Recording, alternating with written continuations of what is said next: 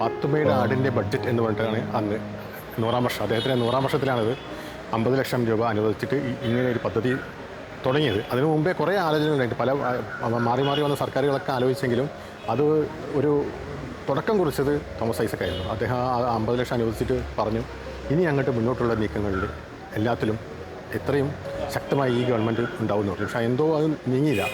പിന്നെ ഈ ഗവൺമെൻറ് വന്നത് നമ്മൾ സുഹൃത്ത് റിയാസ് പ്രത്യേകം പറയണം, എൻ്റെ ജൂനിയർ സെൻറ്റ് ജോസഫിൽ പഠിച്ചിരിക്കുന്നത് കൂടിയ വ്യക്തിയാണ്. അദ്ദേഹം വന്നതുകൂടിയാണ് ഇത് പെട്ടെന്ന് ഇതൊരു 7 മാസം കൊണ്ടാണ് നമുക്കിത് പെട്ടെന്ന് ഈ ഒരു ഇങ്ങനെ സ്ട്രക്ചറിലേക്ക് 85% എത്തിക്കഴിഞ്ഞു. അപ്പോൾ അതൊരു വലിയ നീക്കം തന്നെയാണ്. അതിൽ യാതൊരു സംശയമില്ല. ഇതിൽ പുകഴ്ത്തലല്ല, ഒന്നുമല്ല.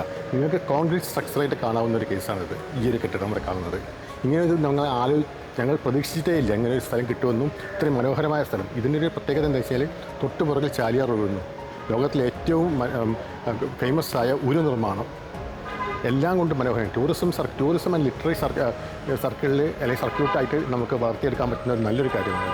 പ്രത്യേകിച്ച് കോഴിക്കോട് സാഹിത്യ നഗരമായി വന്ന സമയത്ത് ഇതിനെ നമുക്ക് നന്നായി പ്രൊമോട്ട് ചെയ്യാൻ പറ്റും. വിദേശങ്ങൾക്ക് വരെ ആൾക്കാർക്ക് ഇവിടെ വന്നിട്ട് കാണാനുള്ള രീതിയിൽ തന്നെ അത് പ്രൊമോട്ട് ചെയ്യാൻ പറ്റും. അപ്പം അങ്ങനെ ഒരു നല്ല മനോഹരമായ ഒരു രീതിയാണ് ഇവിടെ ഇപ്പം ആർക്കിടെക്ട് വിനോദ് സീറേക്കും ചെയ്തിരിക്കുന്നത്.